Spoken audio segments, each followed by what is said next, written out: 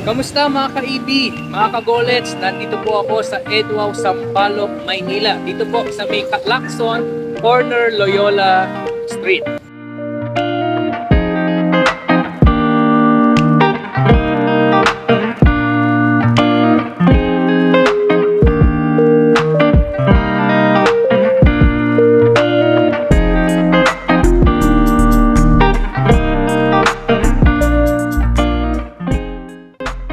So tara, alamin natin ano nga ba ang upgrade ng ERB S3.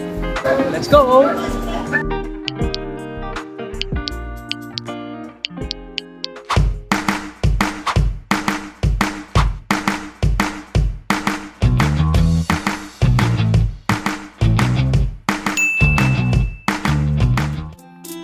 Mga ka-Golets, sa unang tingin na ating titingnan ng ERB S3, parang wala namang bago. Parang same pa rin naman sila ng ERB S2. Pero meron mga ka-Golets. Tara at silipin natin at tingnan natin ano ba yung bago dito sa ERB S3.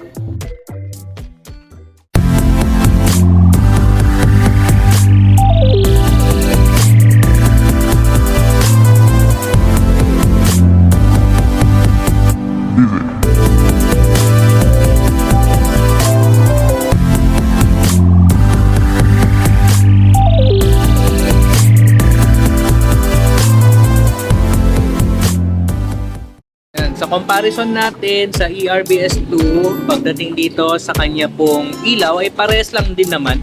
Wala naman siyang pagbabago. Meron pa rin siyang park light. Okay? At ito po yung kanyang projector lamp, signal light. Okay? Pares lang din. Logo ng NWOW. Logo pa rin dito. Actually, stainless to. Kagaya na sinabi ko before, stainless yan. So, hindi pa lang nila tinatanggal. Yes, of course, meron pa rin siyang signal light dito na sequence dun sa harap. So magandang klase na lang din yan na nakikita natin kadalasan sa mga sasakyan. At sa ibang mga motor, meron na rin mga ganyang mga signal light. Okay, same lang din, meron pa rin tayo ditong tail light. Ayan, na nakahazard tayo kaya ganyan yan.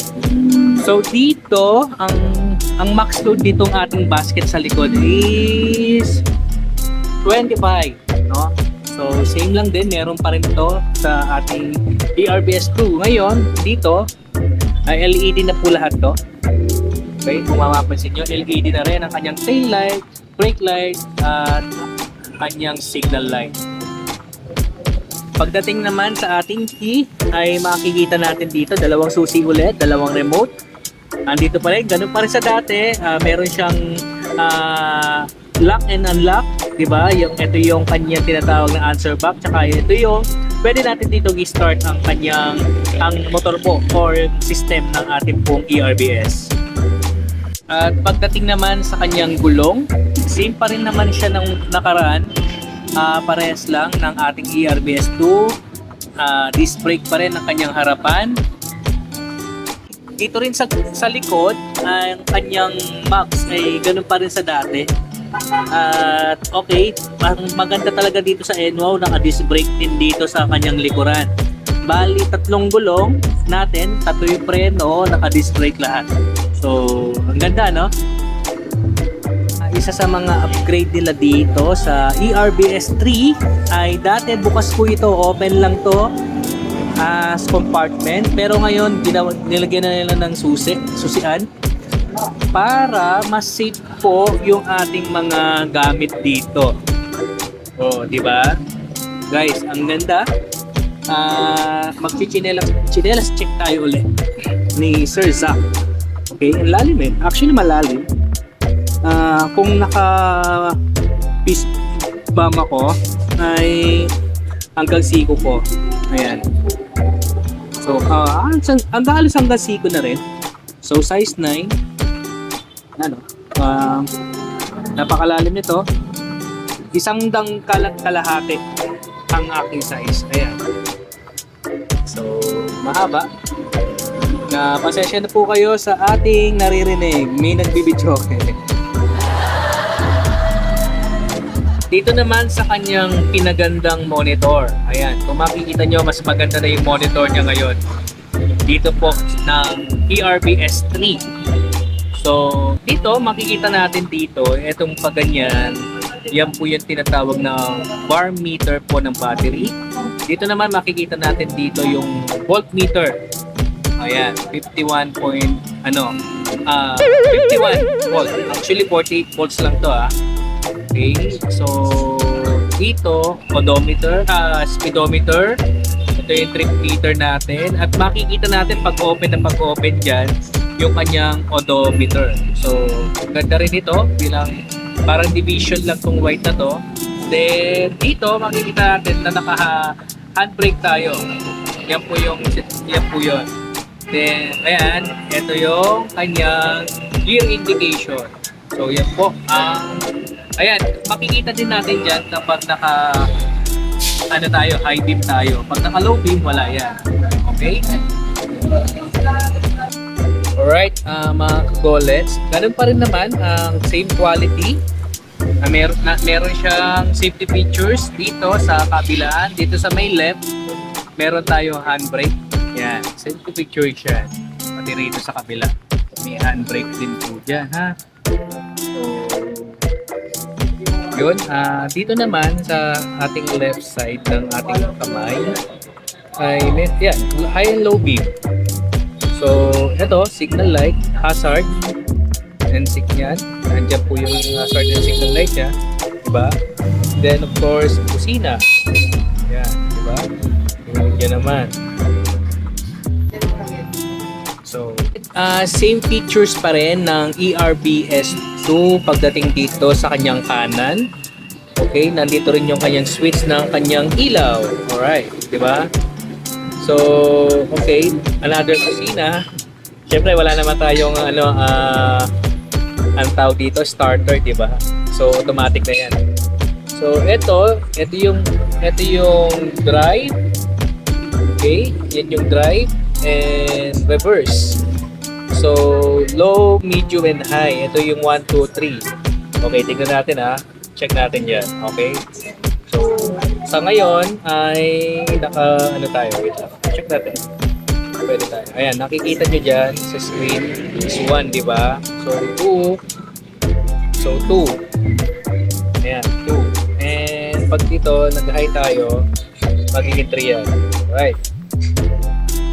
Guys, anong ba ang bago pa dito sa ERBS 3? Diba? Nang nakaraan, pinag natin yung ERBS 2. So dito napansin natin na dati maliit lang yung nila rito parang compartment nila dito sa harap. So ngayon medyo maluwag na. Kung mapapansin nyo dyan guys, maluwag siya. Buo na siya guys. Okay? At isa pang maganda rito ay meron na siyang charging port. Okay, di ba? Meron na siyang charging port dito. Paano ba buksan to? Ayan, dito pala binubuksan. So, ayan, may charging port na siya. Ito yung sa wiper niya. Okay, tingnan na yung wiper. So, ang sukat ng wiper niya, tama lang sa vision natin. No? Tsaka tahimik. So, yung sa akin kasi masyadong malakas. Maingay. Ito tahimik ang kanyang wiper. Dito na ulit sa baba, guys, ay meron siya parang lagayan lang, pero hindi siya pwedeng paglagyan. Siguro mag-improvise na lang tayo na pang division natin dito. Kabilaan yan, guys. At isa pang maganda ngayon sa ERBS, yung ERBS 2 bukas po dito. So, kung umulan, malakas ang ulan, malakas ang talamsik, ay papasok pa dito. So, ngayon, mas inayos na nila. Hindi na siya open. So, dati kaya hindi ako napabili ng ERBS 2 dahil open yung dito niya. Pero sa akin okay ng ERBS 2. Yun lang, open lang yung dito niya. So ngayon, kung ako ay bibili ko na to. Diba? At yung kanyang shock, yung telescopic shock niya ay may cover po. Mas maganda na may cover kaysa wala. Ayan guys, tingnan nyo. Na sinasabi ko sa inyo na ayan, secured na po tayo dun sa ulan o sa mga putik na pwedeng makakuha natin, di ba? Kapag umuulan, kaya secured na tayo dun sa harapan. Okay bro. Yan, buksan natin ang kanyang likuran. Actually, ang naka-install dito ay mas maliit lang na 20 ampere. Pero 32 ampere po talaga ang install nila dito. So, yan. Yan po ang makikita natin. Nandito na rin nakalagay yung kanyang controller, guys.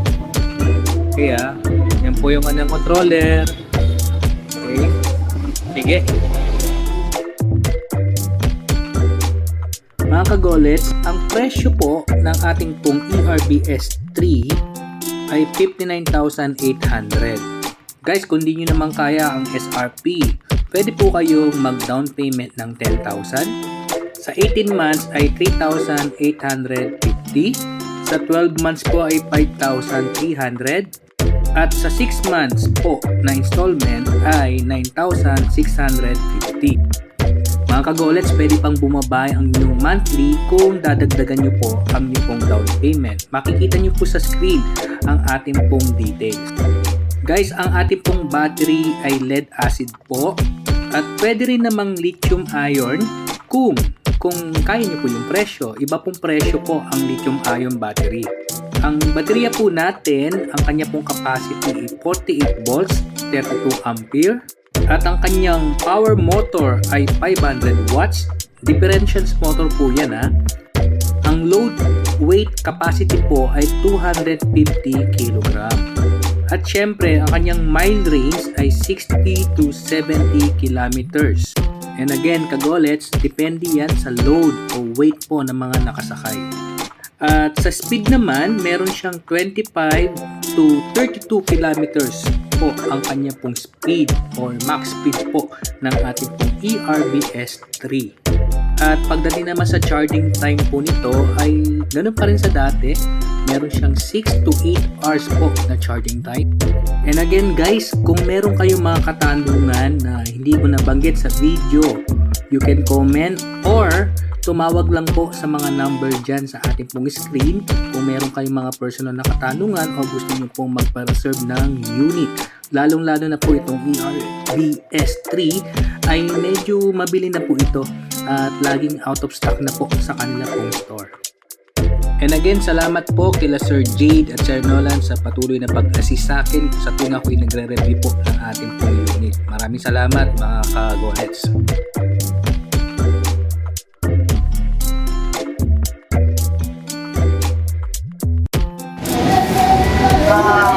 Invitahan din namin ngayon pumunta sa Enpao Lacson Balok branch ko dito sa 780 at Enpao Lacson Hotel Loyola, Manila po.